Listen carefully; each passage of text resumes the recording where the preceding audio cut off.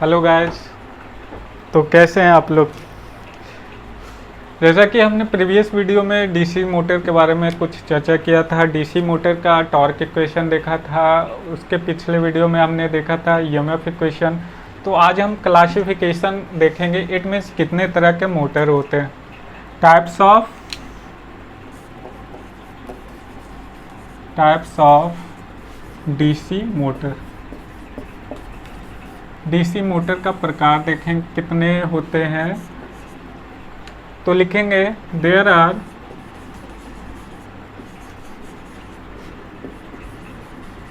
Three types of DC motor. तीन type के होते हैं। कौन कौन सा देखो, पहला शंट ओन्ड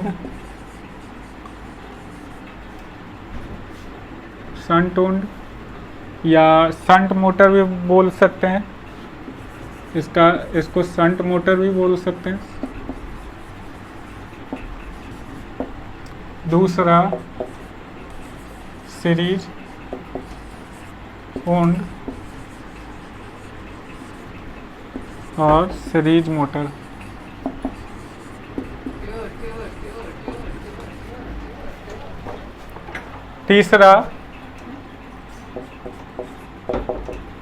तीसरा क्या है, कंपाउंड ओन्ड या कंपाउंड मोटर भी बोल सकते हैं।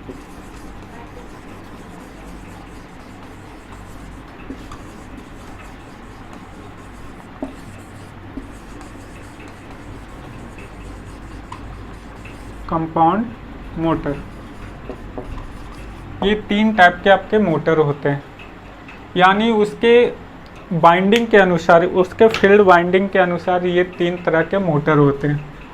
अब ये शंट ओन्ड, अब बारी बारी से सबको हम देखेंगे। शंट ओन्ड क्या होता है, सीरीज क्या होता है, कंपाउंड क्या होता है। तो चलिए पहले शंट से हम शुरू करते हैं। First of all shunt owned, जो शंट ओन्ड मशीन है, इसका हम क्या देखेंगे, सर्किट डायग्राम देखेंगे। सर्किट डायग्राम कैसा होता है, तो ये हो गया आपका फील्ड वाइंडिंग। अब इसी के पैरेलल में आपका हो गया आर्मेचर। ठीक है, यहाँ पे हमने लगाया वोल्टेज, तो यहाँ पे आया करंट आया, तो आपको दो हिस्सों में बट गया। यहाँ पे आइए करंट फ्लो करेगा, इट मीन्स आर्मेचर करंट। इस सर्किट में जो फ्लो करेगा ISH यानी shunt current.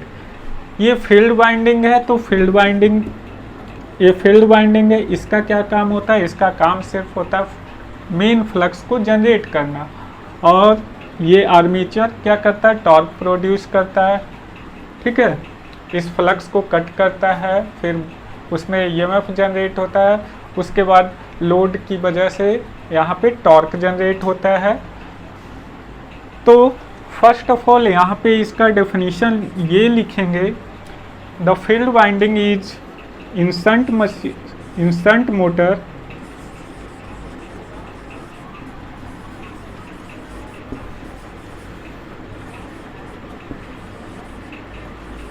field winding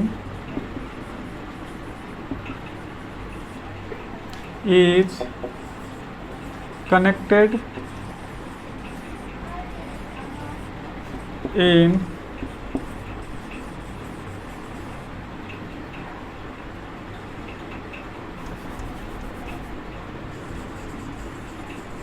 parallel with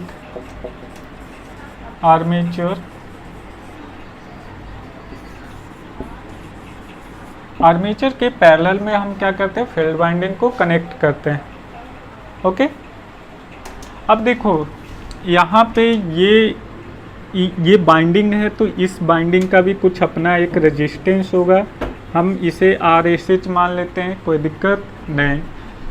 यहाँ पे भी बाइंडिंग होते हैं, इट मीन्स आर्मेचर पे भी बाइंडिंग होते हैं, तो इसका भी हमने कुछ रेजिस्टेंस मान रखा है। क्या माने हैं? आर ए, यानी आर्मेचर रेजिस्टेंस। ठीक है, यहाँ पे आर्मेचर में एक बैक ईएमएफ भी जनरेट होता है जिसे ईवी से रिप्रेजेंट करते हैं, ये सब तो पता होगा। ठीक है, तो इतना हो गया। शंट मोटर को कांस्टेंट स्पीड मोटर भी बोला जाता है। क्यों बोला जाता है वो हम डेरिवेशन के मदद से देखेंगे क्यों बोला जाता है। शंट मोटर को वैसी जगह पे हम यूज करते हैं जहाँ पे स्टेबल स्पीड का रिक्वायरमेंट होता है। ठीक है, तो चलिए आगे देखते हैं। करंट इक्वेशन इसका क्या होगा।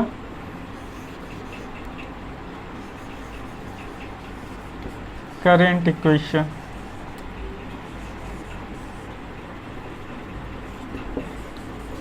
अब देखो, ये पैरेलल में कनेक्ट है तो इसके अक्रॉस, दोनों के अक्रॉस वोल्टेज तो सेम होगा। अगर आपने नेटवर्क थ्योरी अच्छे से पढ़ा है तो ये सब दिक्कत नहीं आनी चाहिए। इसके अक्रॉस जो वोल्टेज लग रहा है इसके अक्रॉस भी तो उतना ही वोल्टेज लगेगा। ठीक है, यानी आर्मेचर के अक्रॉस जितना वोल्टेज हमने भी अप्लाई करा है उतना ही वोल्टेज शंट वाइंडिंग यानी फील्ड वाइंडिंग के अक्रॉस लगेगा भी वोल्टेज। तो चलो मैं पहले करंट इक्वेशन को देख लेता हूँ।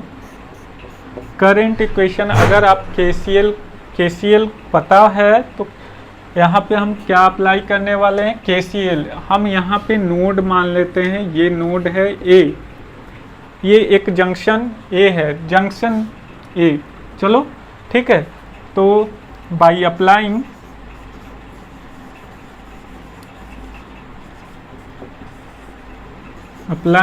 KCL at जंक्शन ए, तो क्या होगा, ये क्या है, मेन करंट है, ये टोटल करंट है, ये आर्मेचर करंट है और ये IA से शंट करंट है। तो यहाँ पे हम KCL अप्लाई करेंगे तो कितना होगा, I बराबर IA प्लस ISH हो जाएगा। Incoming current is equal to outgoing current. KCL पढ़े हैं तो पता होना चाहिए। अब यहाँ पे अगर लिखना चाहो तो लिख सकते हो, वेयर I क्या है, वेयर I क्या है, इनपुट लाइन करेंट,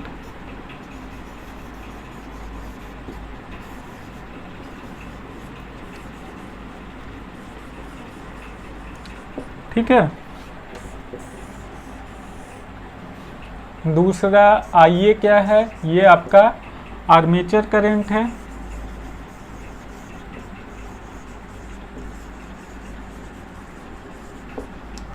और ये तीसरा ISH, ये हो गया आपका फील्ड वाइंडिंग या shunt field winding current, shunt field winding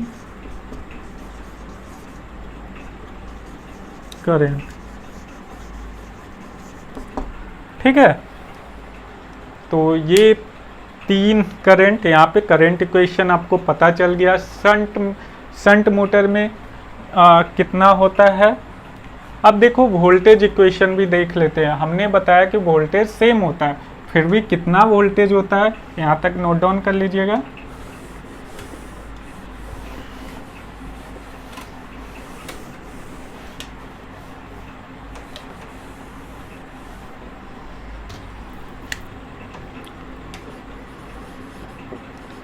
voltage equation, अब देखो वोल्टेज इक्वेशन हम चलो फील्ड पे देखते हैं। इन field winding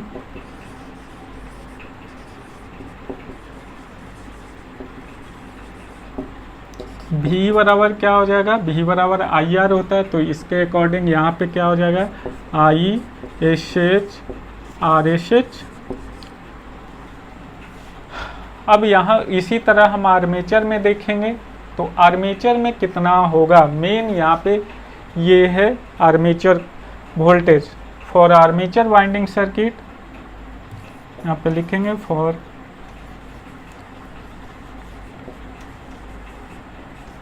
armature voltage circuit. Armature voltage circuit के लिए यहाँ पे इक्वेशन क्या बनेगा, हमने पहले भी इसके रिगार्डिंग जो प्रीवियस वीडियो है उसमें भी बताया। केवीएल अप्लाई करेंगे तो यहाँ पे पता चल जाएगा V बराबर EB प्लस क्या होगा IA RA हो जाएगा। यहाँ पे हम केवीएल इस सर्किट में हम सिर्फ अप्लाई करेंगे तो ये इक्वेशन आ जाएगा। ठीक है, ये आपका वोल्टेज इक्वेशन हो गया। तो यहाँ तक नोट डाउन कर लीजिए, ये आपका करंट इक्वेशन, ये आपका वोल्टेज इक्वेशन। इसके बाद हम पावर इक्वेशन देखेंगे।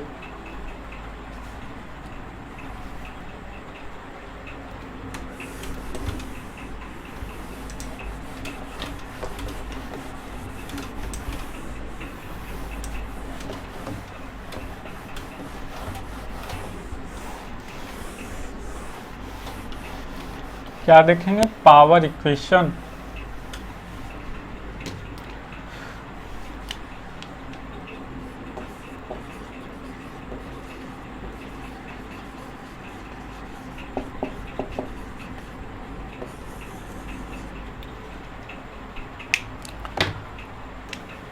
पावर इक्वेशन क्या होता है, अगर P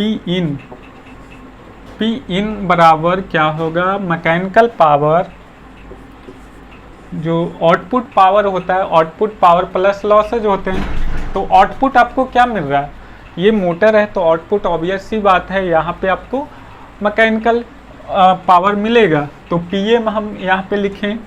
चलो मैं थोड़ा सा इसको ब्रीफ ही कर देता हूँ ताकि आपको भी क्लियर समझ में आए। पावर इनपुट बराबर क्या होगा, पावर इनपुट बराबर मैकेनिकल पावर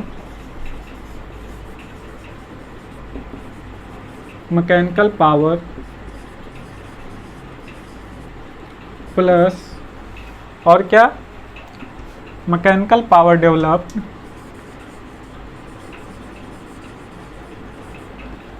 प्लस। अब यहाँ पे दो सर्किट है तो दोनों का लॉसेज कंसीडर किया जाएगा। कौन सा लॉसेज, इलेक्ट्रिकल लॉसेज कंसीडर किया जाएगा। तो losses in armature, losses in armature plus और कौन सा लॉसेज, लॉसेज इन, ये क्या है, फील्ड वाइंडिंग, फील्ड। ठीक है, तो P ये जो इनपुट पावर है इसे हम P इन से रिप्रेजेंट कर रहे हैं। चलो P इन। अब यहाँ से मैकेनिकल पावर को हम PM से रिप्रेजेंट कर रहे हैं। आर्मेचर में जो इलेक्ट्रिकल लॉसेज हो रहे हैं वो क्या हो रहा है, I² RA। ये हमने पहले भी जब इस सर्किट का सिर्फ कंसीडर किया था तो उसमें भी ये आया था। ठीक है, इसके आगे हमने लिखा लॉसेज इन फील्ड। तो लॉसेज, इलेक्ट्रिकल लॉसेज क्या हो जाएगा, ISH स्क्वायर RSH, इतना होगा। अब देखो इनपुट पावर आप कितना दे रहे हो, इनपुट पावर कितना दे रहे हो, तो VI दे रहे हो, VI दे रहे हो ना इनपुट पावर।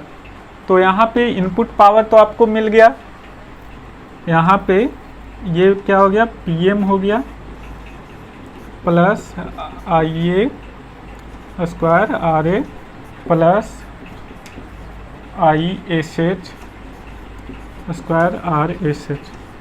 ठीक है, ठीक है। यहाँ से हमको क्या निकालना है, मैकेनिकल पावर निकालना है, ये पावर PM। तो PM बराबर क्या हो जाएगा, VI, अब ये सारे माइनस में आ जाएंगे, VI minus IA square RA plus minus RSH हो जाएगा। कैसे हो रहा है ये तो सब कैलकुलेशन का पोर्शन है, ये तो क्लियर होना चाहिए। ठीक है, इसके आगे देखो, हम Pm बराबर, हम यहाँ पे देखो वोल्टेज का एक इक्वेशन और भी जानते हैं, V बराबर आई आर। तो यहाँ पे हम आई आर का कॉन्सेप्ट लगा सकते हैं कि नहीं? देखो यहाँ पे क्या है, यहाँ पे V बराबर हम लिख सकते हैं क्या, इसके क्रॉस जो वोल्टेज डेवलप हो रहा था, क्या हो रहा है,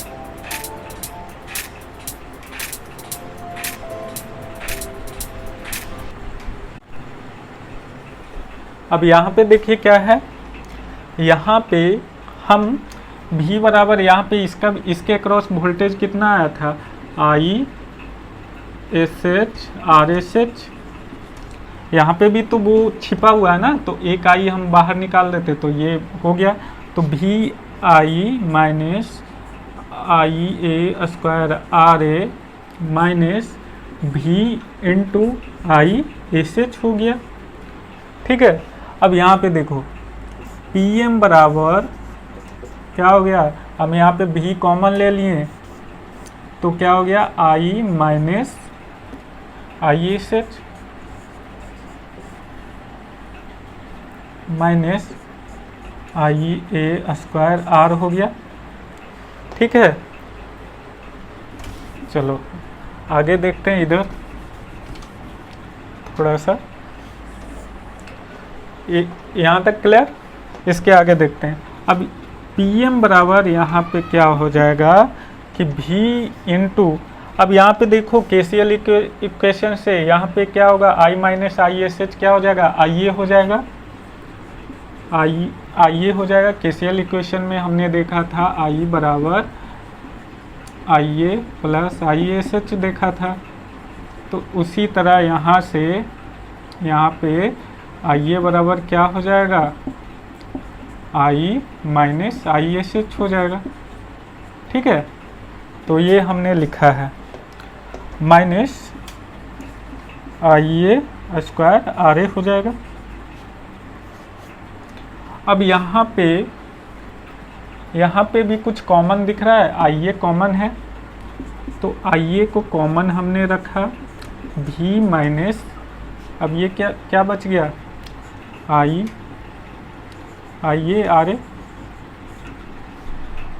ठीक है, तो यहाँ पे ये डेरिवेशन देखो, ये डेरिवेशन कुछ याद दिला रहा है, पीछे जाओ थोड़ा सा रिकैप करो। तो यहाँ पे Pm बराबर जो हो जाएगा, ये हमने देखा था वोल्टेज इक्वेशन में, वोल्टेज इक्वेशन जो था वहाँ पे हमने देखा था V बराबर EB minus I A R A, ये देखा था। तो यहाँ से EB बराबर क्या आ जाएगा, V minus I A R A हो जाएगा यहाँ से। तो इसका वैल्यू क्या हो गया, EB, तो यहाँ पे आ गया IA EB। ठीक है, तो मैकेनिकल पावर कितना है, IA armature current into back EMF, ये आपको मैकेनिकल पावर यहाँ पे निकल गया। ये सारे डेरिवेशन को आप अच्छे से क्लियर करके रखिएगा क्योंकि ये काम आएगा आगे। ठीक है, इसे नोट डाउन कर लीजिए।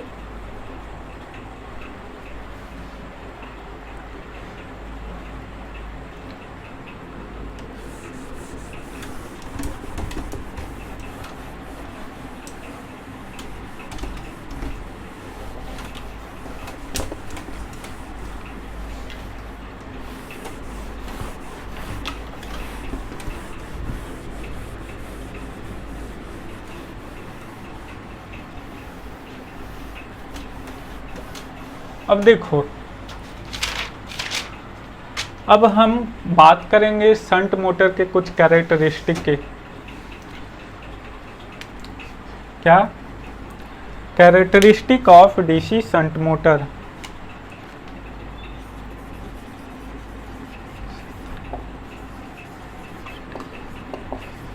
Characteristic of DC shunt motor.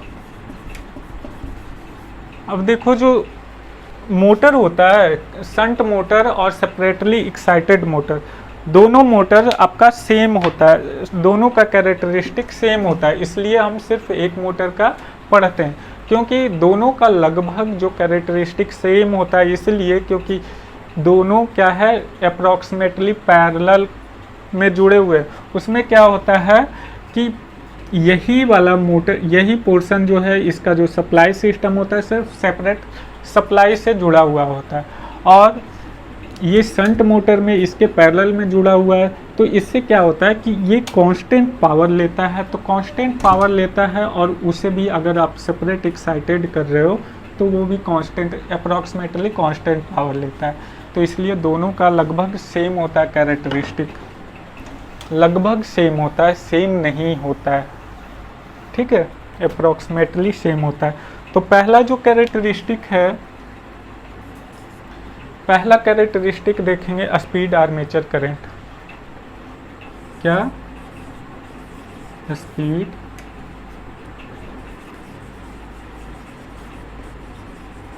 Armature current characteristic, ठीक है। तो देखो हमने अभी अभी एक डेरिवेशन देखा था ई बी बराबर, चलो क्या देखा था वोल्टेज इक्वेशन, V बराबर E B minus I A R A, sorry plus था। तो यहाँ पे ई बी बराबर क्या हो जाएगा, ई बी बराबर V minus I A R A हो जाएगा, ओके, ठीक है। तो अब क्या होगा, अब ई बी का फॉर्मूला क्या होता है, N P phi Z upon 60A बराबर V minus I A R A. अब देखो जो कांस्टेंट पोर्शन है उसको हटा दो, तो ये किस पे डिपेंडेंट होता है, तो ये आपका स्पीड और वेरिएबल जो है फ्लक्स बराबर ये सारे अब जो बचे जो क्या है कांस्टेंट है V minus I A R A, ठीक है। तो यहाँ ये क्या हो गया डायरेक्टली प्रोपोर्शनल, ये सभी प्रोपोर्शनलिटी कांस्टेंट हैं, ठीक है। अब यहाँ पे n is directly proportional to V minus I A R A हो गया, ठीक है, अपॉन 5। अब ये शंट मोटर है, तो शंट मोटर में हमेशा फ्लक्स जो होता है फील्ड फ्लक्स वो क्या होता है कांस्टेंट होता है। तो हम लिखेंगे phi is constant in shunt motor, ठीक है। तो n is directly proportional to V minus I A R A, okay. तो इसका जो ग्राफ है वो कैसा बनेगा, इसका जो ग्राफ है कैसा बनेगा वो देख लेते हैं। इट मीन्स आर्मेचर करंट, या अगर हम इसे स्पीड मान लेते हैं, ये आपका n है, ये क्या है n है, ये क्या है स्पीड, ये स्पीड है और ये आर्मेचर करंट है।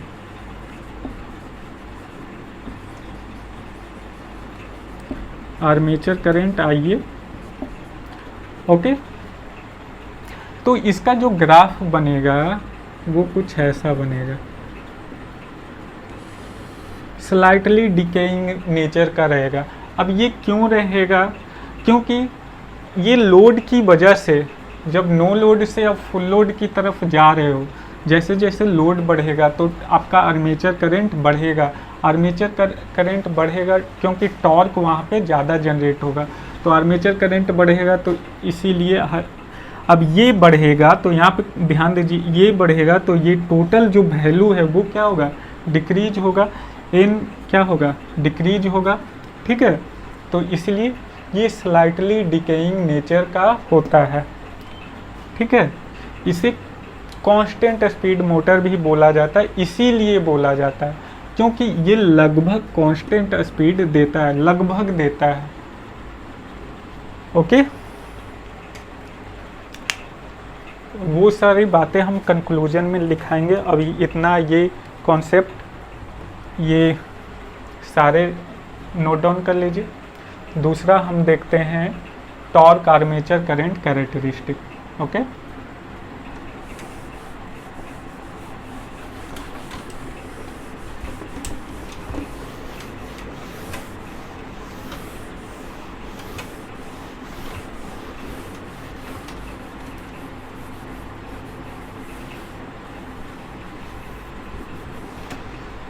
दूसरा है आपका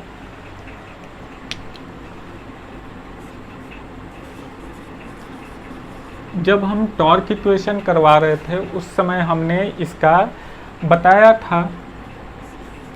TG हम यहाँ पे मान लेते हैं, ठीक है। TG is directly proportional to phi IA, ये डेरिवेशन आया था ना। तो यहाँ पे हमने बताया ये शंट मोटर है, तो शंट मोटर में फ्लक्स क्या होता है, कांस्टेंट होता है। तो TG is directly proportional to IA। तो बताइए इसका ग्राफ कैसा होगा, लीनियर होगा। इसका ग्राफ लीनियर होगा, लेकिन लीनियर नहीं होता है। होना चाहिए लीनियर, लेकिन लीनियर नहीं होता है। क्यों नहीं होता है? क्योंकि इस मोटर में ग्रॉस टॉर्क के अलावा कुछ और टॉर्क भी जनरेट होते हैं। जैसे आपका फ्रिक्शनल लॉसेज होते हैं, फ्रिक्शनल लॉसेज उसकी फ्रिक्शन की वजह से उसमें एक टॉर्क जनरेट होता है। और दूसरा विंडेज, जो उसमें एयर भरा होता है, तो एयर की वजह से भी वहाँ पे एक टॉर्क जनरेट होता है जिसे बोलते हैं विंडेज टॉर्क, फ्रिक्शनल टॉर्क और विंडेज टॉर्क। तो आपका जो नेट टॉर्क होता है टाउ एन, TG को हम ग्रॉस टॉर्क बोलेंगे। टाउ एन जो होता है वो जो टोटल टॉर्क में से टोटल यानी ग्रॉस टॉर्क जो डेवलप हो रहा है उसमें से ये माइनस हो जाता है। कौन सा? Frictional torque plus tau windage, ये आपका माइनस हो जाता है। तो ये जो है इसको कैसा जाना चाहिए था, ऐसा जाना चाहिए था। तो ये TG को कुछ ऐसा जाना चाहिए था, लेकिन प्रैक्टिकली जो आपको मिलता है नेट टॉर्क जो मिलता है वो कैसा मिलता है, कुछ ऐसा मिलता है।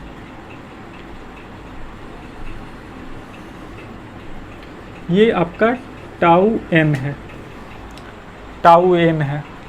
ये आपका टॉर्क है, ये टॉर्क है, ये आपका armature current.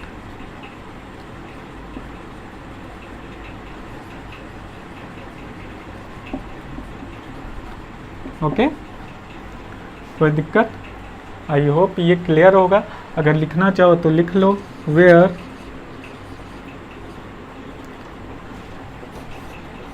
TN net torque और यूजफुल टॉर्क। TN क्या है? नेट टॉर्क और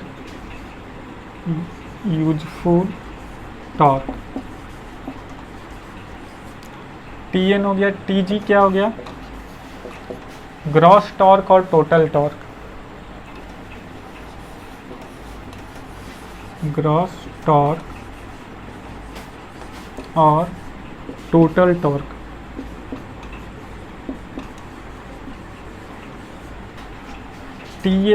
टाउ एफ क्या है? ये फ्रिक्शनल टॉर्क है।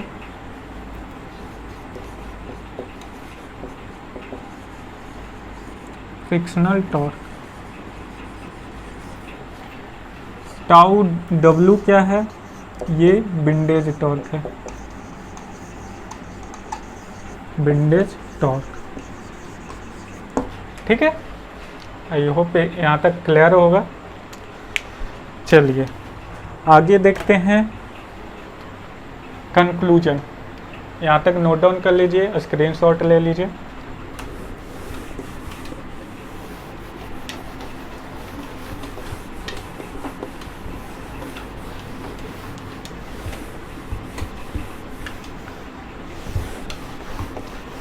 और जब मशीन आप पढ़ रहे हो तो मशीन का जो डायग्राम है वो हमेशा आपके दिमाग में रहना चाहिए कि कैसा होता है।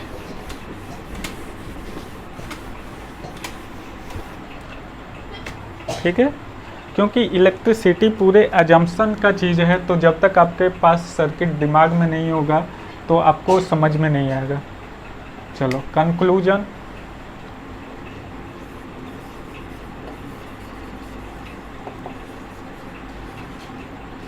कंक्लूजन्स क्या क्या निकलते हैं, तो फर्स्ट हमने बताया ये स्लाइटली डिकेइंग नेचर का होता है, इसका स्पीड होता है स्लाइटली डिकेइंग नेचर का होता है। तो लिखेंगे there is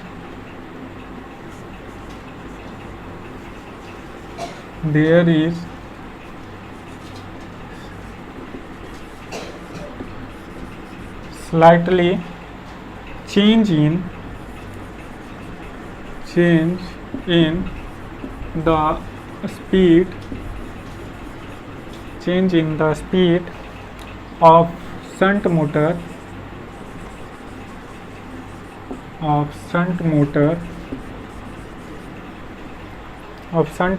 from no load to full load,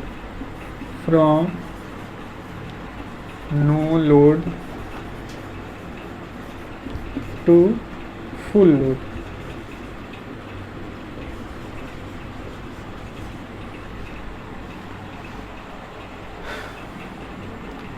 So yeah, hence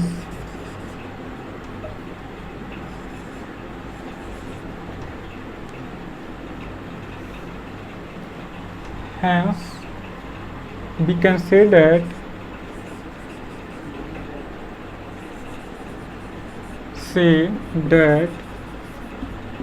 it is constant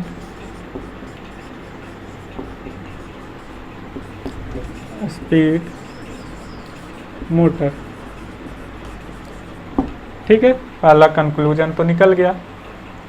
अब देखो दूसरा जो है, दूसरा कंक्लूजन, ये तो पहले वाले इक्वेशन से हमने निकाला। ठीक है, दूसरा कंक्लूजन क्या है? दूसरा जो कंक्लूजन है टॉर्क से रिलेटेड है। तो टॉर्क में हमने क्या पढ़ा था कि टॉर्क जो होता है आर्मेचर करंट के डायरेक्टली प्रोपोर्शनल होता है, तो इसीलिए इसका स्टार्टिंग टॉर्क ज़्यादा नहीं होता है। तो लिखेंगे the starting torque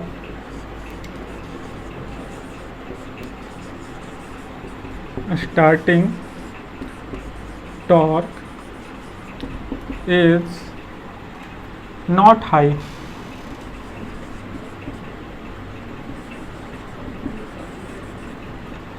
because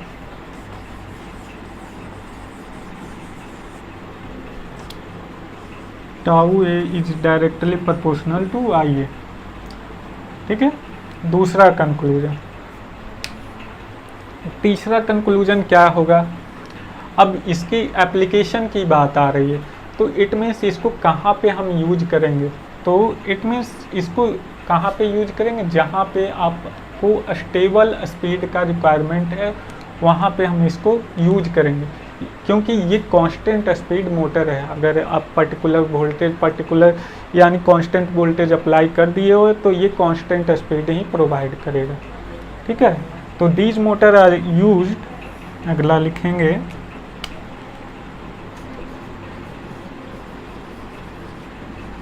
these motor are used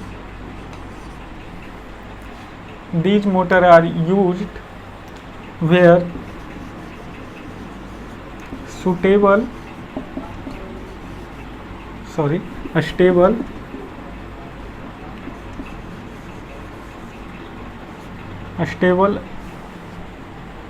speed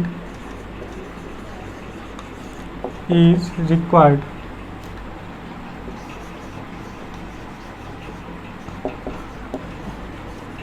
जैसे एग्जाम्पल में क्या क्या लिख सकते हो, कहाँ कहाँ पे ऐसा स्पीड का रिक्वायरमेंट होता है, इसका एप्लीकेशन कहाँ पे होता है, तो आप लिख सकते हो सेंट्रीफ्यूगल पंप,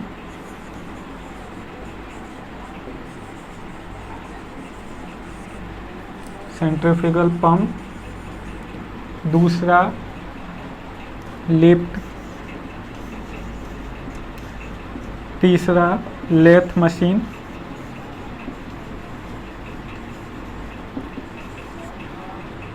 और वेविंग मशीन,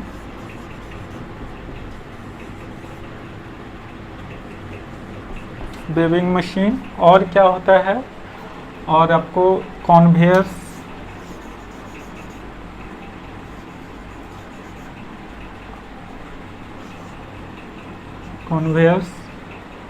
और क्या है, ब्लोअर्स,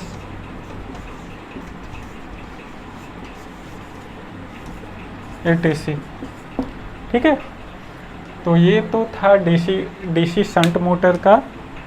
तो डीसी शंट मोटर यहाँ पे आपका कंप्लीट होता है। अब आगे हम देखेंगे इसी तरह से डीसी सीरीज मोटर और डीसी कंपाउंड मोटर।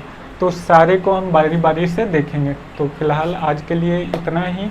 अगर वीडियो अच्छा लगे तो लाइक एंड सब्सक्राइब कीजिए और दोस्तों को भी शेयर कीजिए। ठीक है, और कोई भी डाउट आता है तो आप मेरे व्हाट्सएप नंबर पर मुझे व्हाट्सएप कर सकते हैं। Thank you.